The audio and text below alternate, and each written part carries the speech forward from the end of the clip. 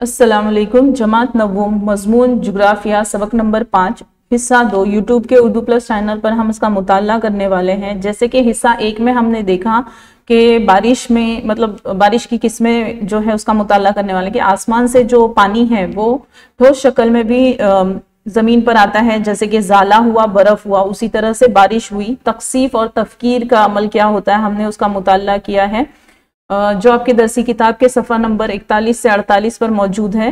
तो सबसे पहले आपको यहाँ पर अमल दिया गया है। उस अमल में आपको ये बताया जा रहा है कि बारिश कैसी होती है हमारे जो माहौल में या हमारे कुदरत के निज़ाम में बारिश किस तरीके से होती है। तो आपको यहाँ पर तजुर्बा दिया गया है, उसको आपको करना है और उसके बाद आप क्या नतीजा अखज़ करते हो, मतलब आपको क्या समझ में आता है। जुग्राफियाई वजाहत में हम उसका मुताला करेंगे। सबसे पहले तो अशिया मतलब जो चीज़ हमें लगने वाली है तजुर्बा करने के लिए वो है धात से बने ढक्कन वाली कांच की बरनी, फिर कीले, हथौड़ी, गर्म पानी, बर्फ के टुकड़े, मुट्ठी भर मोटा नमक। ये अशिया हमें जो है तजुर्बा करते वक्त इस्तेमाल होने वाली है। जैसे कि पहला मरहला जो है वो ये है कि जो धात से बने ढक्कन है, मतलब जो कांच की बरनी है उसका जो ढक्कन है उसको लेना है और इस बरनी के ढक्कन को अलग कीजिए, उसको खोलना है और उस ढक्कन पर क्या करना है कि कील जो है हथौड़ी से कील का उभरा हुआ निशान करना है। और निशान ऐसा करना है कि ऐसा ना हो कि उसमें सुराख हो जाए, मतलब हल्का सा सुराख होना चाहिए, सिर्फ इतना बड़ा ना हो जिससे हमारा तजुर्बा नाकामयाब हो। फिर बरनी में 1/3 हिस्से तक गर्म पानी उबलता हुआ ना हो, मतलब गर्म पानी होना चाहिए, इतना भी गर्म नहीं कि वो उबल रहा हो, तो उसमें भरना है 1/3। आप यहाँ पर तस्वीर में देख सकते हैं किस तरीके से वो तजुर्बा किया जा रहा है। तो अब यहाँ पर है कि अब कांच की बरनी को निशानजद ढक्कन से मजबूती से ढाप दीजिए, बरनी के पानी की भाप बाहर ना निकले, इसका ख्याल रखिए। अब हमने क्या किया है कि बरनी में जो है गर्म पानी भरा है और ऊपर से जो है उसका ढक्कन है और उस ढक्कन को हमने टाइट बंद किया हुआ है ताकि वो गर्म पानी की भाप बाहर ना जाए।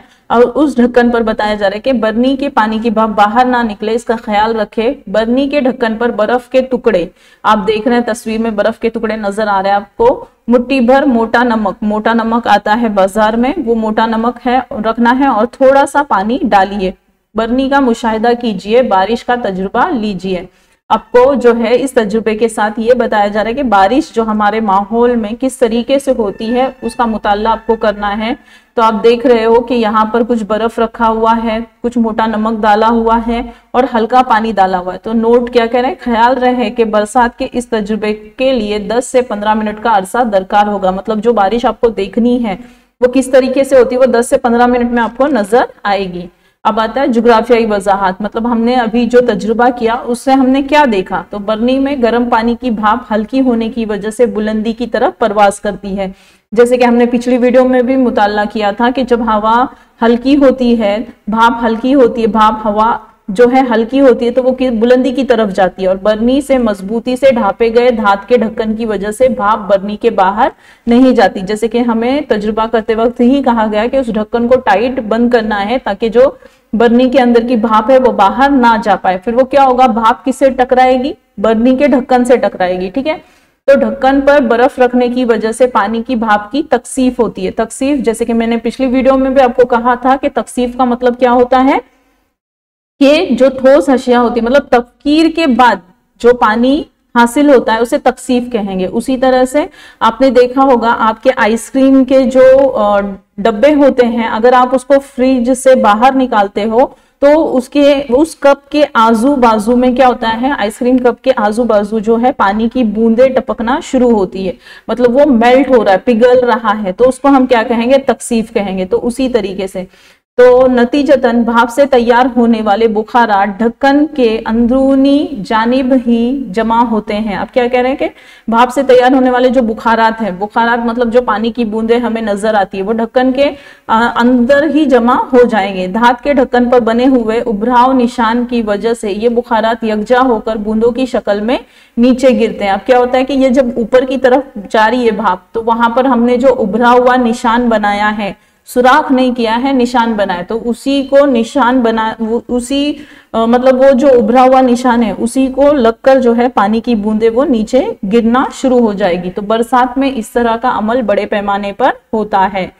उसके बाद है बारिश, उसको बारा भी कहा जाता है। तो तो हमें पानी बारिश की शक्ल में हासिल होता है, सबको पता है, कुदरत का निजाम है। बुखारात से लदी हवा बुलंदी पर जाने के बाद इसका दर्जा हरारत कम होता है। दर्जा हरारत का मतलब क्या होता है? गर्मी। तो वो जो गर्म होती है वो ऊपर जाकर सर्द हो जाती है, और उसमें जो है होता क्या है कि हवा में बुखारात की तकसीफ होती है। देखो फिर से ये लफ्ज आया तकसीफ, तो मैंने अभी आपको बताया कि तकसीफ होता क्या है। एक तो अम्ले तफकीर के बाद होने वाला या अमल, जिसे पानी की शक्ल में जब जमीन पर आता है उसे तकसीफ कहते हैं, और एक तो वो कि जब ठोस शक्ल में पानी है और वो जब पिघलता है तो वो तकसीफ कहलाता है। तो जिसकी वजह से तैयार होने वाले आबी बुखारात और मिट्टी के जर्रात यकजा होकर बादल बन जाते हैं। अब ये कहाँ हो रहा है? आसमान पर, ऊपर ऊंचाई पर यह अमल हो रहा है कि जो बुखारात है उनकी तकसीफ हो रही है, और जो मिट्टी के जर्रात है, जैसे कि आपने देखा हवा के जरिए जो है मिट्टी के जर्रात भी ऊपर तक जाते हैं, तो ये मिलकर क्या तैयार होते हैं? बादल। तो ये जो कंसेप्ट है, ये जो चीज है, हमने सबक नंबर 3 में देखा है हश्तुम जमात के, ठीक है। तो बादल में मौजूद पानी की बूंदें बड़ी होने लगती हैं। ये हवाएं तैर ना सकने की वजह से बूंदों की शक्ल में बरसने लगती है। अब क्या होता है कि पानी की बूंदें जो है बड़ी होने लगती है। अब वो हवा रहती है लेकिन हवा के साथ वो तैर नहीं सकते, तो वो बूंदों की शक्ल में क्या होता है? बरसना शुरू होती है, जिसे हम क्या कहते हैं? बारिश कहते हैं। तो बरसात की 3 अकसाम है। नंबर 1 है अहमाली या गर्दिशी बारिश, दूसरा है मजम्मती बारिश, तीसरा है गिर्दबादी बारिश। तो एक एक कर जो है हम इसका मुताला करने वाले हैं। सबसे पहले है अहमाली या गर्दिशी बारिश। तो ये बारिश किस किस्म की है और कहाँ होती है? ठीक है, खते इस्तवा के इलाकों में सूरज की गर्मी की वजह से सतह जमीन गर्म होती है और इसके मुतालिक हवाएं भी गर्म होती है। जैसे कि मैंने आपको पिछली वीडियो में भी कहा, अर्जुल बलद और तुलुल बलद को समझाया कि किसे कहते हैं, और ऐसे 3 अर्जुल बलद हैं जो अहमियत रखते हैं, जैसे कि खते सरतान है सबसे पहले, उसके बाद दरमियान में खते इस्तवा आता है और नीचे आता है खते जिद्दी। तो ये क्या है? फर्जी खतूत है, ये जमीन पर खींचे नहीं गए हैं लेकिन नक्शा बनाते वक्त इसका ख्याल रखा जाता है। तो यहाँ पर उसी का जिक्र है कि खत्ते इस्तिवा पे होता क्या है कि सूरज की जो गर्मी होती है, सूरज जो होता है उसका जो डायरेक्ट रोशनी जो है जमीन पर आती है, इसलिए वहां की जो हवाएं हैं वो गर्म होती है। तो पिछली वीडियो में हमने भी देखा कि जमीन गर्म होती है तब हवा गर्म होती है, ठीक है। तो हवा हल्की होकर ऊपर की तरफ जाती है, मतलब अब उसमें आबी बुखारात नहीं है। अगर वो गर्म हवा है तो उसमें पानी मौजूद नहीं है। ऊपर जाकर ये हवा सर्द हो जाती है, और जैसे ही वो ऊपर जाती है वो सर्द हो जाती है, ठंडी हो जाती है। सर्द हवा की तबखीरी ताकत कम होती है, जिसकी वजह से हवा में तकसीफ होकर पानी की बूंदें बनती है और बरसात होती है। अब क्या होता है कि जो भी भाप बनकर अगर ऊपर उठ रहा है वो हवा गर्म है, और ऊपर जाने के बाद जब वो सर्द हो जा रही है तो पानी क्या होता है? फिर बूंदों की शक्ल में नीचे आने लगता है। उसी को हम क्या कहते हैं? बरसात। फॉर एग्जाम्पल आप स्पंज देखे होंगे, स्पंज में होता क्या है कि जब तक उसके अंदर पानी जज्ब करने की कुव्वत होती है वो जज्ब करता है, और जैसे ही पानी जज्ब करने की मतलब पूरी तरीके से पानी जज्ब हो गया है और आप फिर भी उस पर दोबारा पानी अगर डाल रहे हो तो वो पानी क्या हो जाएगा? बह जाएगा। तो हवा का भी वही है कि वो ऊपर जाकर जब सर्द हो जाती है तो उसकी जो कुव्वत रहती है पानी जज्ब करने की, तफकीर करने की, वो कम हो जाती है ना। इसलिए वो क्या होता है? बारिश बनकर नीचे आती है। तो इस्तवाई इलाकों में इस किस्म की बारिश अक्सर रोजाना दोपहर के बाद होती है। तो ये आपको समझना है, याद रखना है कि ये जो बारिश है अहमाली या गर्दिशी बारिश इस्तवाई इलाके में ही होती है और दोपहर के बाद होती है। अब इसमें क्या होता है कि इस किस्म की बारिश में बिजलियां कड़कती हैं और बादल गरजते हैं। तो ये जो बारिश है इसमें क्या होता है? बारिश भी होती है, बिजली भी कड़कती है और बादल गरजते हैं। और ये जो बारिश है कांगो नदी की वादी, अफ्रीका की कांगो नदी वादी और ब्राजील की अमेज़न नदी की वादियों में इस किस्म की बारिश होती है। और जो है इस्तवाई इलाकों में आते हैं ये हुआ अहमाली बारिश। नेक्स्ट हम देखते हैं मज़ाहमती बारिश। तो मज़ाहिम लफ्ज़ से बना है मज़ामती। तो हम इसको समझते हैं कि मज़ामती क्यों कहा गया है इसे। तो सबसे पहले ये बारिश कहाँ होती है, कैसे होती है और इसे क्यों मज़ामती नाम दिया गया है।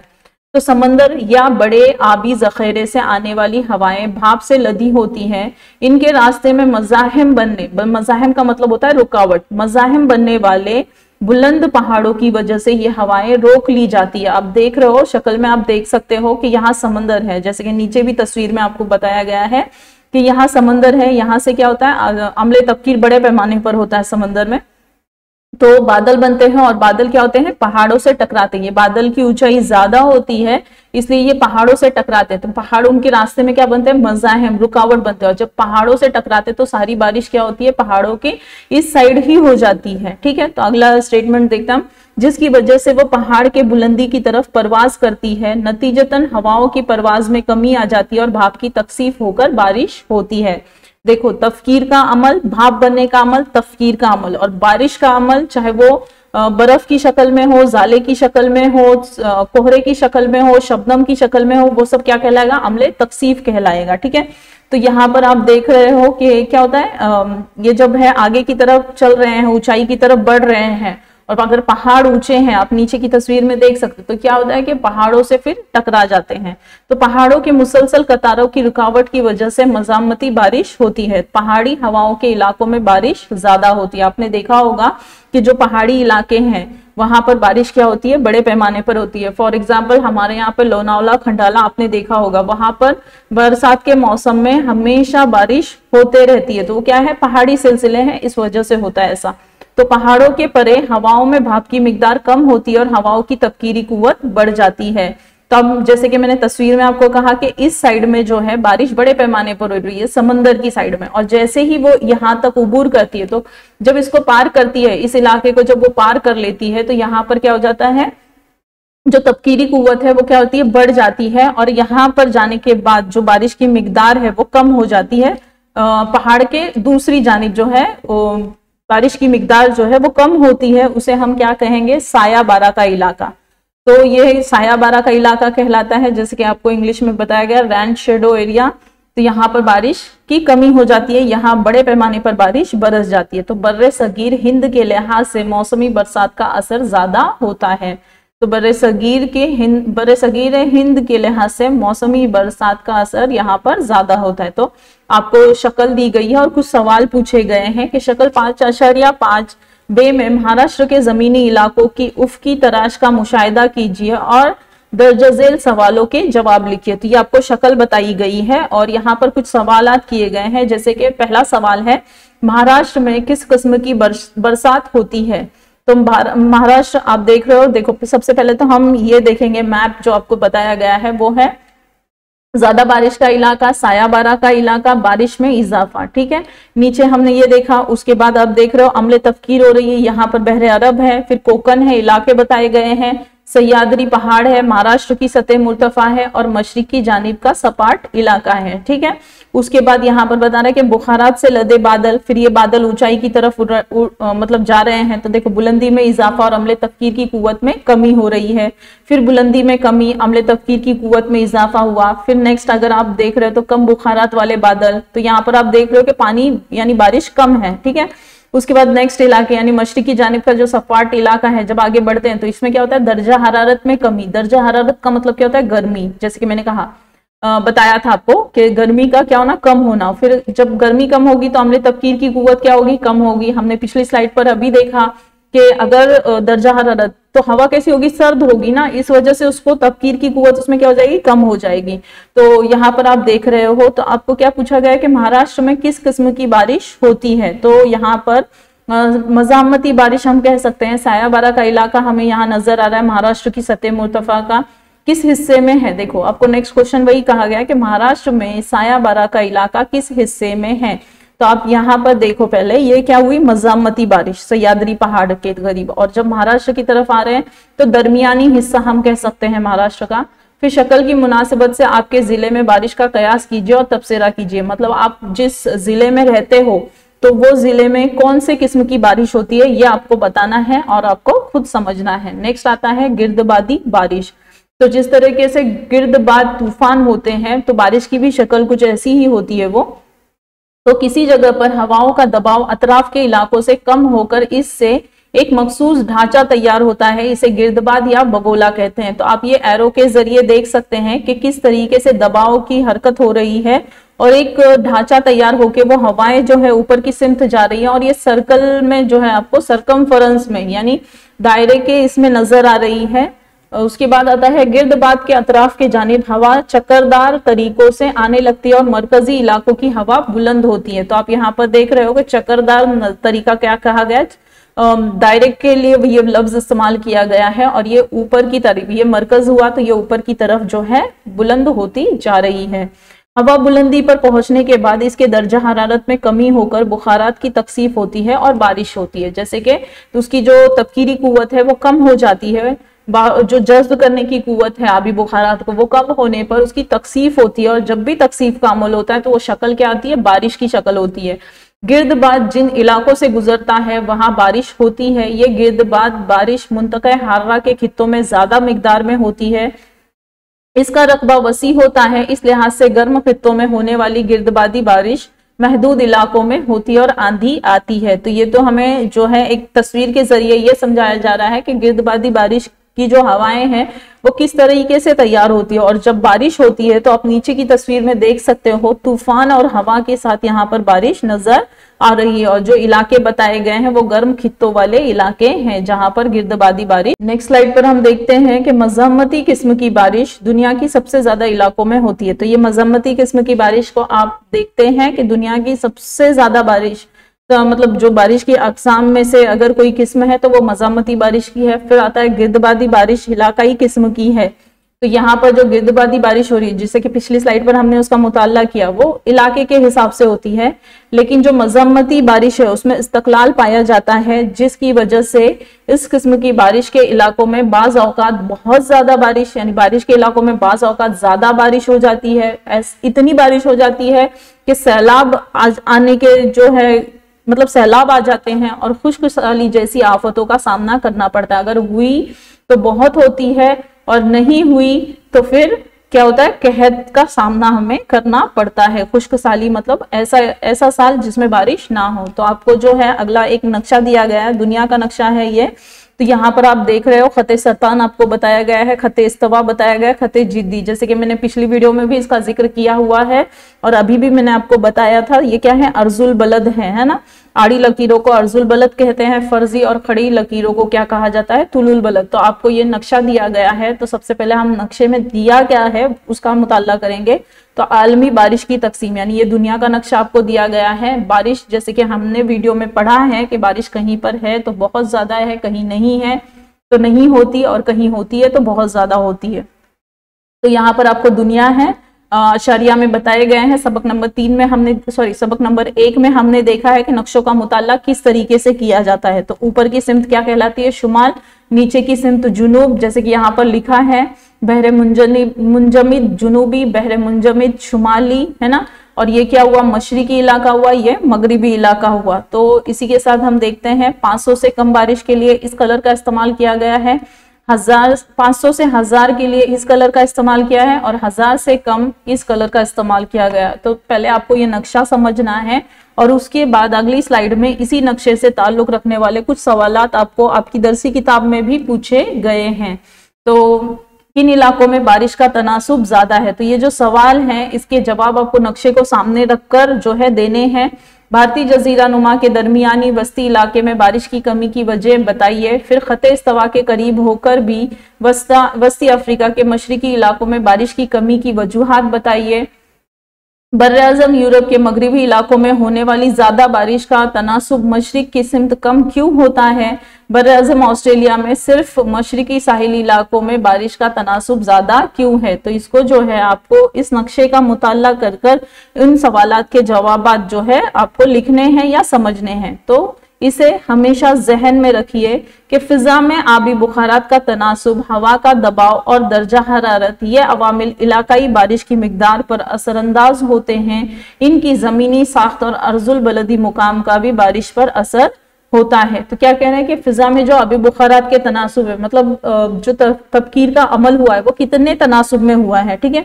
फिर हवा का दबाव और दर्जा हरारत, जैसे कि हम पढ़ रहे हैं कि दर्जा हरारत कम होने की वजह से क्या हो रहा है, बारिश हो रही है। जब हवा ऊपर बुलंदी की तरफ जाती है तो उसका दर्जा हरारत कम हो जाता है और क्या होती है, बारिश होती है। तो दर्जा हरारत भी असरअंदाज होती है। फिर अवामिल इलाकाई बारिश की मिकदार पर असरअंदाज होते हैं। इलाके की जमीनी साख्त के जमीन किस उसकी बनावट क्या है, पहाड़ी इलाका है, सतह मुर्तफा इलाका है, मैदानी इलाका है। फिर अर्जुल बलदी मुकाम का भी, जैसे कि अर्जुल बलदी मुकाम हमने देखा खते इस्तवा का नाम बार बार आ रहा था, उसी तरीके से खते सरतान है, खते जिद्दी है। तो अर्जुल बलदी मुकाम हुआ उसकी बिना पर बारिश का असर जो है नजर आता है, कहीं कम कहीं ज्यादा। अब क्या है बारिश पैमा, तो बारिश पैमा का मतलब क्या होता है, जिससे बारिश नापी जाती है। कैसे पता चलता है कि कितनी बारिश हुई है, ठीक है। तो आपको जो है तस्वीर में बताया गया है कि वो किस तरीके से होता है। जिस तरीके से आपने देखा कि हर एक कोई आला होता है, वजन नापना पैमाइश के लिए एक आले का इस्तेमाल किया जाता है। हमने जो है रिश्टर इकाई देखा जलजले की पैमाइश नापने के लिए, उसी तरीके से है बारिश पैमा। तो बारिश नापने के लिए जो आला इस्तेमाल किया जाता है उसे बारिश पैमा कहते हैं। बारिश की पैमाइश के लिए इस्तेमाल की गई नल की एक मखसूस कुतर की होती है। नल की मतलब ये जो है, और ये कुतर मतलब दायरे सर्कल का डायमीटर जिसे हम कहते हैं उसको कहेंगे दायरे का कुतर, ठीक है।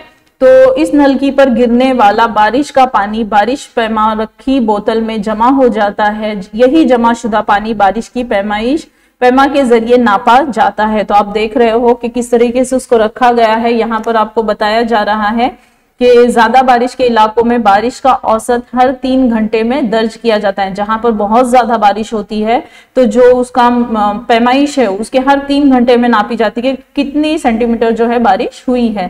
तो इस पैमाइश में मिलीमीटर के निशान लगाए जाते हैं। बारिश की पैमाइश के लिए बारिश पैमा खुली जमीन पर 30 सेंटीमीटर ऊंचे सपाट चबूतरे पर रखा जाता है, जिसकी वजह से बारिश का पानी बिना किसी रुकावट के जमा किया जा सकता है। तो आप यहाँ पर देख रहे हो कि किस तरीके से ये जो पानी है, किस तरीके से 30 सेंटीमीटर के ऊपर कहा गया कि जमीन से ऊंचे सपाट चबूतरे पे रखना है। जमीन से 30 सेंटीमीटर की ऊंचाई पर रखना है। ये चबूतरा है जिसपे ये रखा गया है। ये पैमाइशी इस्तवाना है। तो यहाँ पर आप देख रहे हो पैमाइश नंबर नहीं लिखे गए हैं लेकिन निशान बनाए गए हैं। फिर इसे कैफ कहा जाता है और ये है नल की जौ। अभी हमने कहा कि इसका कुतर जो है उतने इसमें होना चाहिए, ठीक है। उतने इसमें मतलब एक मखसूस कुतर के हिसाब से उसकी पैमाइश के लिए वो रखा जाता है। तो बारिश नापने वाले आले को बारिश पैमा कहा जाता है। तो क्या आप जानते हैं 1 मिलीमीटर बरसात यानी कितना पानी, मतलब अगर उस नलकी में उस बोतल में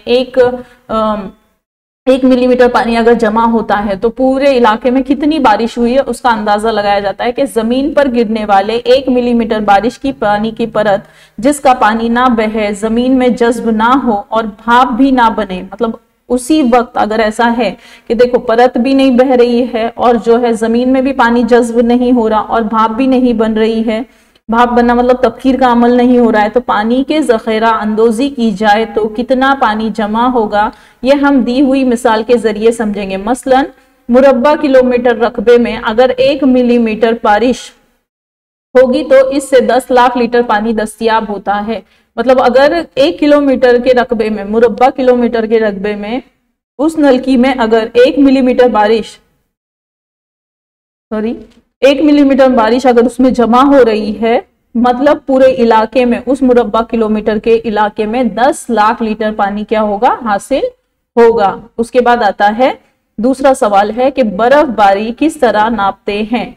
अब पानी तो हमने देख लिए कि किस तरह से नापा जा रहा है, बारिश को किस तरह से नापा जा रहा है, लेकिन बर्फ जो ठोस हालत में होता है उसको किस तरह से नापेंगे। तो बर्फबारी भी बारिश पैमा के जरिए नापी जाती है। दोनों को भी बारिश पैमा से ही नापा जाता है, फिर वो बर्फ हो या बारिश हो। इसलिए बर्फीले जर्रात से भी भरा हुआ बर्तन बर्फ के जर्रात पिघलने तक का एहतियात गर्म किया जाता है। इससे हासिल होने वाला पानी नापा जाता है। 120 मिलीमीटर बर्फ की परत 10 मिलीमीटर बारिश के बराबर होती है। तो आप यहाँ पर देखोगे कि फर्क है यहाँ पर कि 1 मिलीमीटर बारिश है तो 10 लाख लीटर पानी हासिल हो रहा है। उसी तरीके से 10 मिलीमीटर 120 मिलीमीटर बर्फ है तो 10 मिलीमीटर क्या हो रही है, बारिश हमें हासिल हो रही है। तो इस तरीके से बारिश कौन से इलाके में कितने पैमाने पर हो रही है, बर्फबारी कौन से इलाके में कितने पैमाने पर हो रही है, उसे नापा जाता है। नेक्स्ट आता है कोहरा, शबनम और जलीद यानी पाला, उसके कतरे हम देखने वाले हैं। मतलब उसका समझेंगे कि वो माहौल में किस तरीके से ये वजूद में आते हैं, मौसम की वजह से किस तरह से वजूद में आते हैं। तो मैंने कहा ये भी एक तकसीफ की ही किस्म है, ठीक है। आबो हवा में भाप की तकसीफ होती या अंजुमा जब जमीन की सतह से लगकर होता है तब कोहरा, शबनम या जलीद के कतरे देखने मिलते हैं। आप क्या कह रहे हैं, आबो हवा मतलब जिस इलाके में हम रह रहे हैं वहां की आबो हवा में अगर भाप की तकसीफ हो रही है और जो टेम्परेचर है वो नुक्ता अंजुमा तक पहुंच चुका है, तो ऐसे इलाकों में हमें कोहरा भी नजर आता है, शबनम और जलीद के कतरे भी हमें नजर आ रहे हैं। तो आप तस्वीरों में देख सकते हैं कि कोहरा किस तरीके का होता है और शबनम, जैसे कि हमने इसका पिछली वीडियो में भी मुताल्ला किया है। तो आपने जो है सुबह के वक्त, सर्दी के दिनों में सुबह के वक्त शबनम नजर आती है, उसी तरीके से जलीद यानी पाला आप देख रहे हो, बर्फ जो है जमी हुई है। तो ये कब होता है? जहां जिन इलाकों में दर्जा हरारत नुक्ते अंजुमात यानी 0 से भी नीचे चला जाता है, 0 सेल्सियस से भी, तो यहाँ पर फिर चीजें क्या होती है, जो भी माए हालत में रहेगी वो जमना शुरू होती है। तो यहाँ पर है सतह जमीन से लगने के बाद हवा का दर्जा हरारत कम हो जाता है। दर्जा हरारत कम होने पर सतह जमीन की हवा में भाप की तकसीफ होती है। अब क्या कहना है कि सतह जमीन से लगने के बाद, मतलब जमीन अगर सर्द है और वो हवा अगर जमीन से मिल रही है, देखो हवा का दर्जा हरारत कम हो जाता है, तो फिर क्या होता है, हवा का भी जो दर्जा हरारत है वो क्या हो जाएगा, कम हो जाएगा और भाप की तकसीफ होना शुरू हो जाएगी। तो इस अमल में भाप पानी की बारीक बूंदों में तब्दील होकर आब हवा में तैरता है। अब क्या होता है, बारिश नहीं होती, अगर सतह जमीन से वो टकराती है तो उस वक्त बारिश नहीं होगी। बारिश कब होती है? जब ऊपर बुलंदी पर हवा जाती है, लेकिन वही हवा जब जमीन से टकराएगी तब बारिश नहीं होती, बल्कि कोहरा, शबनम और जलीद ऐसी शक्लें हमें नजर आती हैं। तो तैरते हुए ये हवा की कसाफत बढ़ने से कोहरा बन जाता है। अब देख रहे हो यहाँ पर क्या बन रहा है, कोहरा बन रहा है।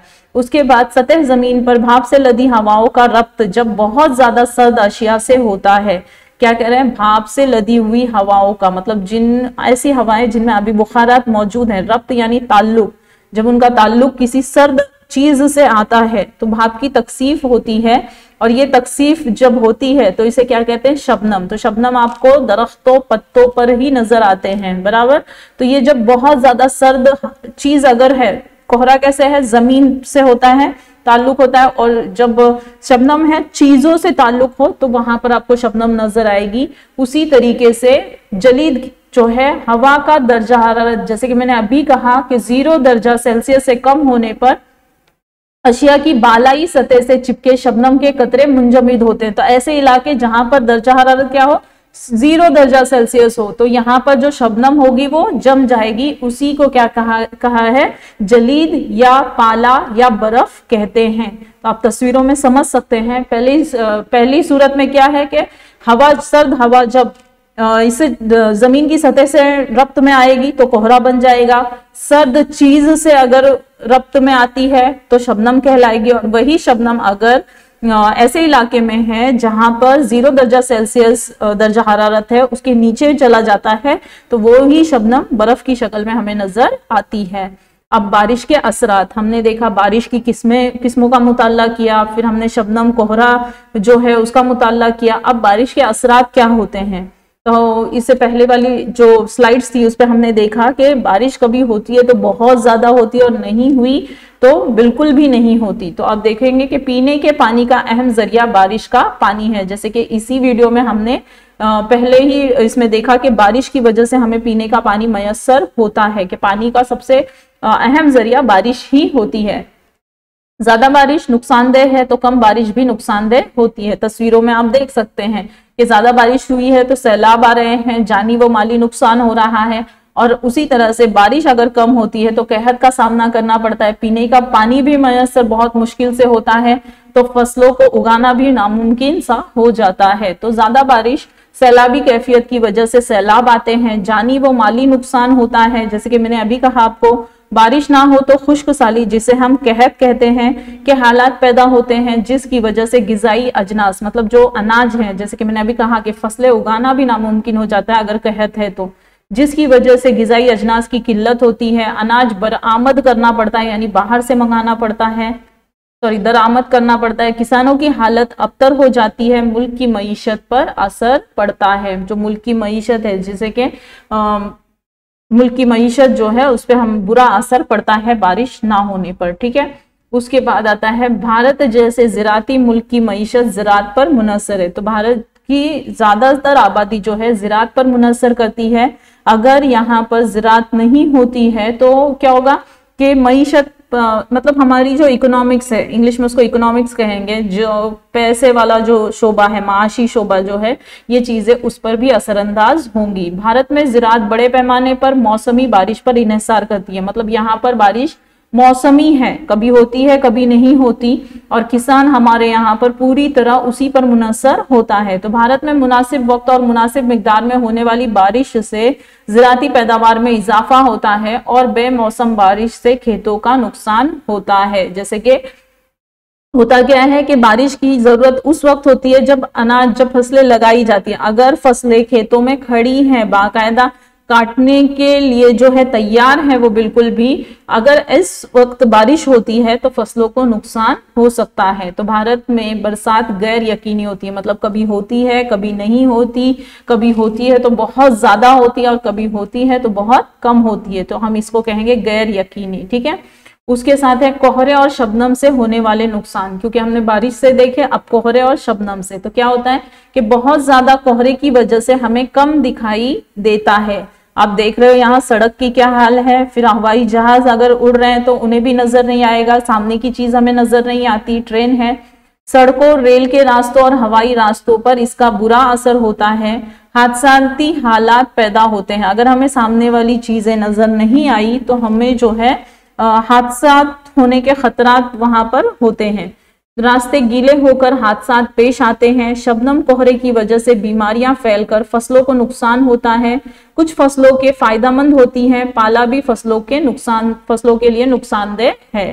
अगली स्लाइड पर है तेजाबी बारिश। अब आप देख रहे हो, हमने सबक नंबर 3 में भी मुताला किया है कीमियाई अमल का, उसी तरीके से ये चीज है। आपको यहाँ शक्ल में दिखाया गया है कि एक खाका दिया गया है, उसमें आप समझ सकते हैं यहाँ पर जो है पहाड़ नजर आ रहे हैं, दरख्त है यहाँ पर, और यहाँ पर जो फैक्ट्री कारखाने हैं वो नजर आ रहे हैं, गाड़ी नजर आ रही है। तो आप देख रहे हो गाड़ियों से पोल्यूशन जा रहा है, H2SO4 सल्फ्यूरिक एसिड है ये, और नाइट्रिक एसिड HNO3।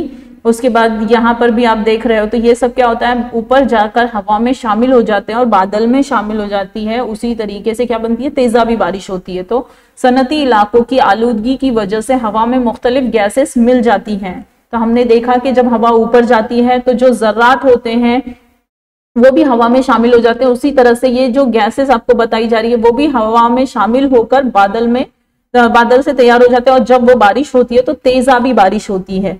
तो हवा में मौजूद, तो इस शक्ल में आपको बहुत अच्छे से जो है इस तस्वीर में आपको समझाया गया है। तो हवा में मौजूद बुखारात से इन गैसों का कीमियाई अमल होकर मुख्तलिफ किस्म के तेजाब तैयार होते हैं, मसलन नाइट्रिक एसिड, सल्फ्यूरिक एसिड वगैरह। बारिश के पानी में शामिल तेजाब बारिश के साथ नीचे गिरते हैं। तो जैसे कि मैंने कहा सबक नंबर 3 में हमने इसका मुताला किया है, तो हमने देखा है कि किस तरीके से उसका जो ये है असर जो है चट्टानों पर भी नजर आता है। जैसे कि ये आप मुजस्समे पर देख रहे हैं, मतलब जानदार बेजान चीज सभी इससे क्या होती हैं, असरअंदाज होती हैं। तो इस तेजाबियत के साथ गिरने वाली बारिश को तेजाबी बारिश कहते हैं। इस किस्म की बारिश तमाम जानदार गैर जानदार के लिए नुकसानदेह साबित होती है। उसके बाद आपको इस वीडियो के ताल्लुक से कुछ सरगर्मी पूछी गई है जो आपको कमेंट कर कर बताना है। तो सवाल नंबर 1 है आपका, इस्तवाई इलाकों में कौन से किस्म की बारिश होती है। नंबर 2 है मज़ाहमती बारिश किस इलाके में होती है। नंबर 3 बारिश को नापने के लिए किस आले का इस्तेमाल किया जाता है। नंबर 4 1 मिलीमीटर बारिश होगी तो कितना पानी दस्तयाब होगा। तो इसके जो जवाबात हैं आपको कमेंट कर कर बताना है कमेंट बॉक्स में। इंशाल्लाह अगला जो सबक है अगली वीडियो में उसका मुताला करेंगे। जज़ाकल्लाह।